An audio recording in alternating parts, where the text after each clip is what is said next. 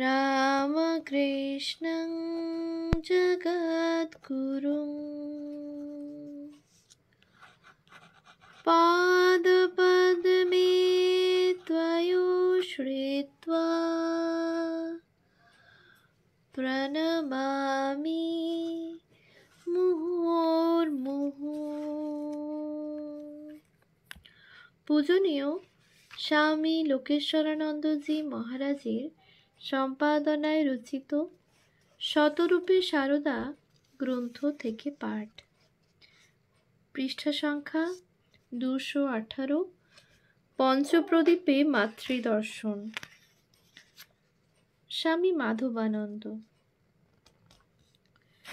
শ্রী শ্রী মায়ের দেবীত্ব সম্পর্কে মাধবানন্দজি প্রতি মুহূর্তে কীরকম সচেতন থাকতেন এবং ব্যবহারিক ও আধ্যাত্মিক সমস্ত বিষয়ে শ্রী শ্রী মায়ের ভাবধারায় কতটা এবং কীভাবে চালিত হতেন তার কয়েকটি দৃষ্টান্ত উল্লেখ্য। 1.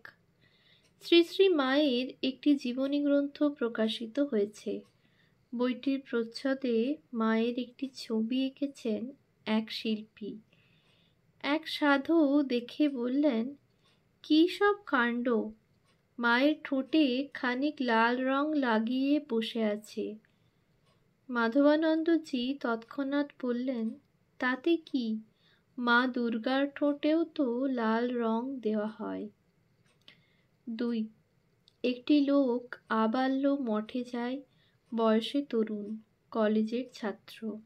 একদিন প্রণাম করে জিজ্ঞাসা করলেন মাধবানন্দজিকে, মহারাজ, শাস্ত্রে বলা হয়েছে যে তৈলধারাবৎ অবিচ্ছিন্নভাবে ঈশ্বর চিন্তা করতে হবে, কিন্তু তা হবে কেমন করে? অন্য কাজকর্মও তো আছে। প্রথমে মাধবানন্দজি কিছু বললেন না। কিছুক্ষণ পরে টেবিলে রাখা একটা কাগজ তুলে নিলেন, একটা ফর্ম বা আবেদনপত্র। আবেদনকারীর স্বাক্ষরের জায়গাটায় আঙুল ছুঁয়ে বললেন, এটা কি? একটা লাইন মহারাজ। ঠিক, কিন্তু কী রকম লাইন? স্ট্রেট লাইন, সরল রেখা মহারাজ। ভালো করে দেখে বলো। ডটেড লাইন, ফুটকি ফুটকি দেওয়া রেখা মহারাজ। ঠিক বলেছ। তা দেখো, ডটেড লাইন হলেও it has all the effect of A straight line. অর্থাৎ ফুটকি ফুটকি দেওয়া, মাঝে মাঝে ফাঁক থাকা সত্ত্বেও এতে সরল রেখার কাজই হয়ে যাচ্ছে, নয় কি? তাহলে দেখো, তুমি যদি তোমার জন্য সব কাজকর্মের ফাঁকে ফাঁকে ভগবানের নাম করতে পারো, স্মরণ মনন রাখতে পারো, তাহলে তোমার ওই তৈলধারাবৎ অবিচ্ছিন্ন ঈশ্বর চিন্তার ফলই হবে। একটু থেমে উদাস দৃষ্টিতে তাকিয়ে স্নেহপূর্ণ স্বরে মা কি বলতেন জানো? বাবা, আমরা তো মেয়ে মানুষ, সংসারের কাজ তো ছাড়া যাবে না। এই জল দিয়ে ভাতের হাঁড়িটি চাপালাম, চাল ফুটতে লাগলো, সেই ফাঁকে একটু জব সেরে নিলাম। আবার ডালের জল চাপালাম, গরম হতে লাগলো, আবার একটু জব করে নেওয়া গেল। একটু পরে ডাল ছেড়ে আবার জব। এই রকম আর কি বাবা। 3. তার শেষ রোগশয্যায় মায়ের এই ছেলে মাঝে মাঝে প্রাণ ভরে উচ্চারণ করতেন, মা মা। আর মহাসমাধির দিনটিতে বারবার তার ওষ্ঠে ফুটে ওঠে এই মধুর প্রিয় নাম, মা মা। তার শেষ কণ্ঠস্বরে এই নাম ঘোষণা করে মায়ের ছেলে মায়ের কোলে চিরদিনের মতো ঘুমিয়ে পড়েন। প্রব্রাজিকা ভারতী প্রাণা। ছোট্ট দুটি দৃশ্য। একটি ছোট্ট মেয়ে বেলুড় মঠে দর্শন ও প্রণাম করছেন স্বামীজিকে। বিস্ময় ভরা দুটি চোখ দিয়ে দেখছেন তার মূর্ত মহেশ্বর রূপ। আর তার বড় বড় দুটি চোখ। অনুমান করতে বাধা নেই, স্বামীজির অমোঘ আশীর্বাদ বর্ষিত হচ্ছে মেয়েটির শিরে। আবার দেখি ওই ছোট্ট মেয়েটি গিয়েছেন শ্রী শ্রী মাকে দর্শন করতে। মা তাকে দেখেই বলছেন, এটি কাদের মেয়ে? বেশ মেয়েটি।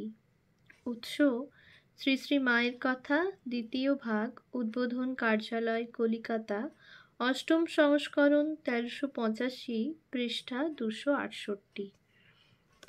কি আছে এই অতি সাধারণ দৃশ্য দুটিতে?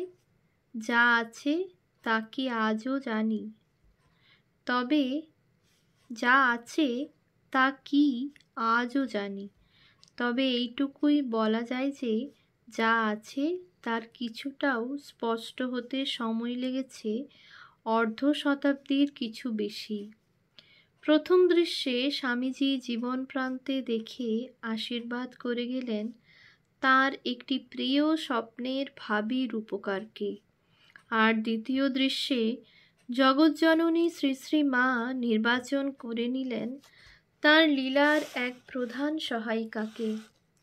সেই দিনের সেই ছোট্ট মেয়েটি হলেন পরবর্তীকালের পূজনীয়া মাতাজি প্রব্রাজিকা ভারতী প্রাণাজি, জুলাই 1894 থেকে জানুয়ারি 1973। তার পূর্বাশ্রমের নাম সরলাবালা দেবী।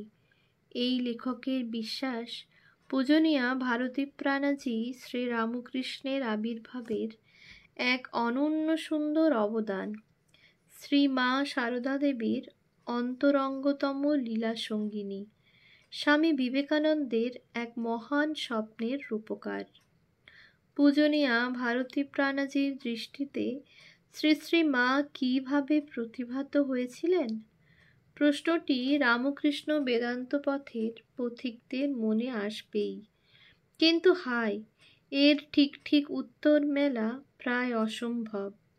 ভারতী প্রাণা রেখে গিয়েছেন একটি জীবন, আর সেই জীবনই তাঁর বাণী। সেই জীবন থেকে জীবন পেয়ে কত মেয়ে সন্ন্যাসিনী হচ্ছেন ও হবেন। তারাই উপলব্ধি করবেন সেই জীবনের অন্তর্নিহিত বাণী। শ্রী শ্রী মায়ের কাছে আত্মগোপনের পদ্ধতিটি পরিপূর্ণভাবে আয়ত্ত করেছিলেন তাঁর এই কন্যা। তবে একটি নথি আছে, সেটি তার বৈদান্তিক সন্ন্যাস গ্রহণের আগে লিখিত এবং তার পূর্ব নামে শ্রীমতী সরলাবালা দেবী স্বাক্ষরিত। শ্রী শ্রী মায়ের কথা গ্রন্থের দ্বিতীয় ভাগের 10ম অংশ হিসেবে এটি সংকলিত। নথিটি অত্যন্ত মূল্যবান। শ্রী শ্রী মায়ের জীবনের বহু তথ্য এবং সাধন পথের বহু ইঙ্গিত এটিতে আছে, যা শ্রী শ্রী মা তাঁর এই মেয়েটির মাধ্যমেই জগতের কাছে ব্যক্ত করে গিয়েছেন। ভারতী প্রাণা তার জীবনে ও আচরণে এই শিক্ষাগুলি সারা জীবন নিষ্ঠার সঙ্গে পালন করেছেন বলে শ্রী সারদা মঠের প্রধান সন্ন্যাসিনীদের কাছে শুনেছি। উল্লিখিত নথিটি থেকে নির্বাচিত কিছু অংশ ও তার তাৎপর্য এখানে উদ্ধৃত ও অনুধ্যান করা যাক খুব সংক্ষেপে। আমাদের পূর্বোক্ত প্রশ্নের উত্তরের কিছু আভাস এ থেকে মিলবে এই আশায়। শ্রী শ্রী মা তাকে বলছেন একটি প্রসঙ্গে, ঠাকুরের কৃপায় সব সোজা হয়ে যাবে, সব সহ্য করে থাকতে হয়। ঠাকুর বলতেন তালেবস্য, মূর্ধন্যস্য, দন্তেস্য, 3টে স, যে সয় সেই রয়। এরপর শ্রী শ্রী মা ঠাকুরের কাছে হাত জোড় করে প্রার্থনা করলেন, ঠাকুর রক্ষা করো। উৎস: শ্রী শ্রী মায়ের কথা, দ্বিতীয় ভাগ, পৃষ্ঠা 272। শ্রী শ্রী মায়ের এই উপদেশ ও প্রার্থনা সেই প্রসঙ্গে অব্যর্থ ফলপ্রসূ হয়েছিল। এই উপদেশ ও শ্রী মায়ের প্রার্থনার এই রক্ষা কবচ ছিল ভারতী প্রাণা মাতাজির চিরসাথী। দীক্ষাপ্রাপ্তির পর শ্রী শ্রী মায়ের পায়ে তিনি কিছু ফুল দেবেন। কি বলে দেবেন ভাবছেন? শ্রী শ্রী মা বলে দিলেন তার মনের প্রশ্নের উত্তর। আমার যা কিছু সব তোমায় দিলুম, বলে ফুলগুলি আমার পায়ে দাও। এরপর ঠাকুরকে দেখিয়ে শ্রী শ্রী মা বললেন, ইনি তোমার সর্বস্ব, একে ডেকো, তাহলেই তোমার সব হবে। উৎস শ্রী শ্রী মায়ের কথা, দ্বিতীয় খণ্ড, পৃষ্ঠা 275 থেকে 76। তার সব কিছু সত্যই সেদিন থেকে শ্রী শ্রী মাকে দিয়েছিলেন ভারতী প্রাণাজি। ঠাকুরকে জেনেছিলেন তার সর্বস্ব বলে। সব ছোড়ে সব পাওয়ে, সাধুদের এই কথার এক উজ্জ্বল দৃষ্টান্ত ভারতী প্রাণাজি। একবার শ্রী শ্রী মা দর্শনে যেতে তাঁর কিছুদিন দেরি হয়। শ্রী শ্রী মা তাকে দেখে বললেন, কি মা, এসেছ? অনেকদিন আসনি যে, তোমার জন্য কত ভাবছি। ভারতী প্রাণাজির মন্তব্য, মা আমাকে চিনিতে পারিয়াছেন, ইহা ভাবিয়া আমার প্রাণটা আনন্দে ভরিয়া গেল। উৎস শ্রী শ্রী মায়ের কথা, দ্বিতীয় খণ্ড, পৃষ্ঠা 280। মা মেয়ে চিরচেনা, নিত্য সম্পর্ক, এই প্রাণ ভরা আনন্দ ছিল তার অক্ষয় সম্পদ। একবার কাশীতে শ্রী মা তাকে বলেন, যে একবার ঠাকুরকে ডেকেছে তার আর ভয় নাই।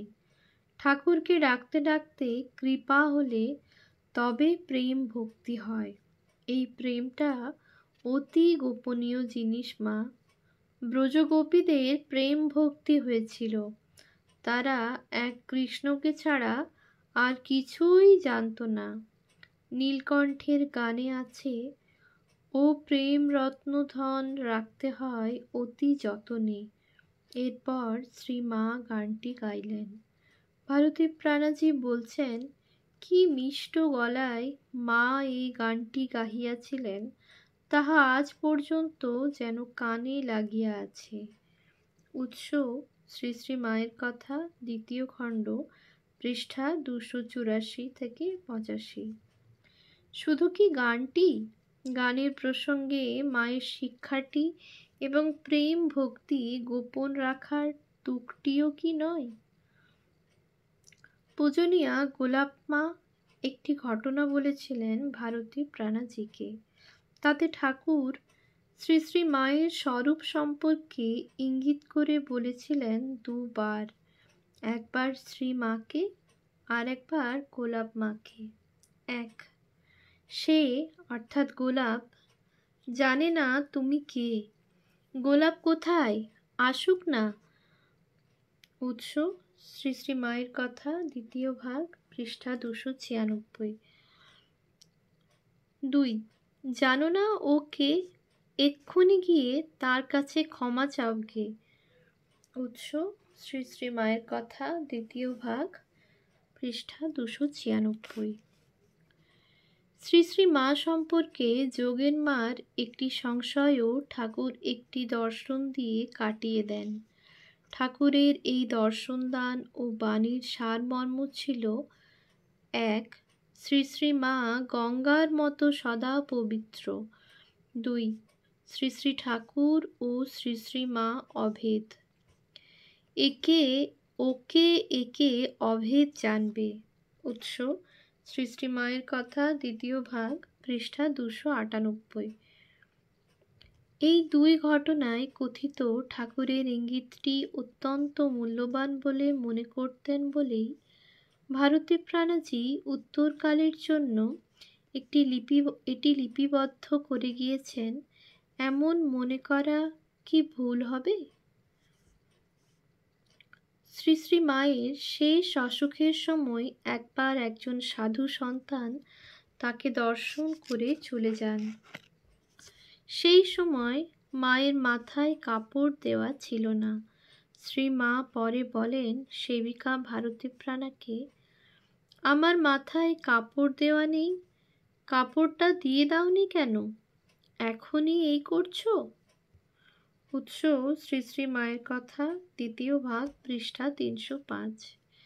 শ্রী শ্রী মায়ের দেওয়া এই শালীনতার শিক্ষা কখনো বিস্মৃত হননি ভারতী প্রাণা মাতাজি। ওম শান্তি শান্তি শান্তি। হরি ওম তৎসৎ। শ্রীরামকৃষ্ণার্পণমস্তু।